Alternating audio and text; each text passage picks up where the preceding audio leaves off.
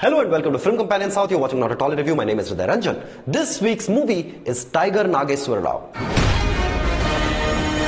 The film is written by Srikanth Vissa and Vamsee. The latter also directed the movie. The film stars Ravi Teja, Nupur Sanon, Gayatri Bharadwaj, Anupam Kher and Nassar. Tiger Nageswara Rao was a real-life Robin Hood who lived in Stuartpuram, who was known for his daring robberies, whether it was looting go-downs or trains. Now, in my childhood, I used to always wonder why railways employees were very slow and uninterested in their work. It's only now I realize how stressful it must be to be a railways employee of that time, because everybody is looting trains at that time. Like gangsters in Vasipur are looting trains, and freedom fighters are looting trains, and coal employees are stealing coal.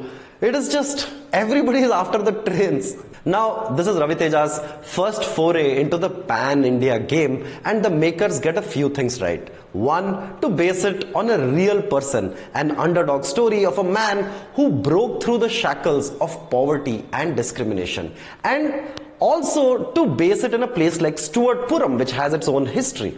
In terms of world building, we witness the history of the place along with the topography of crime over there, from smuggling to stealing, from scaling walls to robbing banks. But the inconsistent styling acts as a barrier in making it a truly immersive experience. In some parts, the film seems like a movie with the local place's nativity to it. But in other parts of the film, especially like the way the songs are choreographed, like just any other hero intro song. Take even the costumes and makeup in the movie.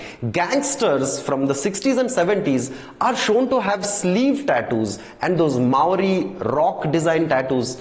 I mean, we don't get a deep dive into the place and its history, the causes for why it was made like that. Instead, we get extremely generic action shots. This removes all the uniqueness of the film, bringing it down to the level of your average Friday release. Also, parts of the film are extremely jarring to watch. For example, in terms of screenwriting, the writers portray the hero in certain light, doing things that might truly make you uncomfortable as a viewer, only to backtrack later and reveal that it was actually not what happened, which is a rather baffling screenwriting decision. Because in the beginning portions, the important portions of the movie, why would you antagonize your protagonist for the audience? Also, the makers shoot the film through a sleazy lens, especially with the roles of the women in the movie.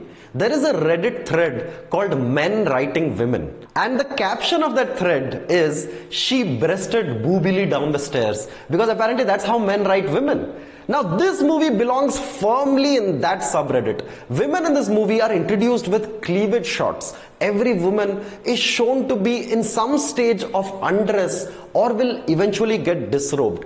Puke-inducing dialogues like "Naga akalestundi, chupinchu, aadavasanastundi." Who the hell is writing these dialogues? I mean, I have watched porn with better dialogues than this movie. Guys, if you want to be directors, please, for the love of God or science, please date some women before, or men, whatever is your thing. This unrealistic writing is harmful to our brains. And then there is the unnecessary violence in the movie. Ravi Teja is playing fruit ninja throughout the movie, chopping off body parts as he goes. Also, the bullets in this movie, the bullet wounds are merely symbolic. They're just an idea, because characters get shot like 30 times and still survive, probably because the director has not yelled cut yet. When you're watching a heist movie, you are kind of hooked on to the different ways in which the characters escape or they rob or something like that. But here, that is not really the USP of the movie. You see Ravi Teja jump into trains or breach walls of like important jails, but it is not really that special. New characters are introduced constantly throughout the movie. One very important character is actually introduced in the final 30 minutes almost, so there is no sense of urgency whatsoever for the viewer. The movie ends up as a laborious watch. We are never told about important things like the Criminal Tribes Act, which the Britishers created by declaring whole communities as criminal tribes and then relocating them.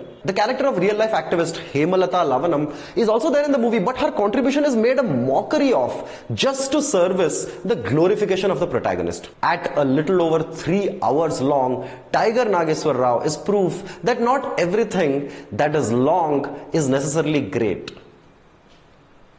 I'm so sorry for that joke. The film is stylish, but it's not immersive. It is large in scope and scale, but it runs around like a headless chicken. It is difficult to sit through and is probably only meant for die-hard fans of Ravi Teja. It has very few things going for it and a lot going against. I was hoping this tiger would roar, but I'm sad to say it's a bore.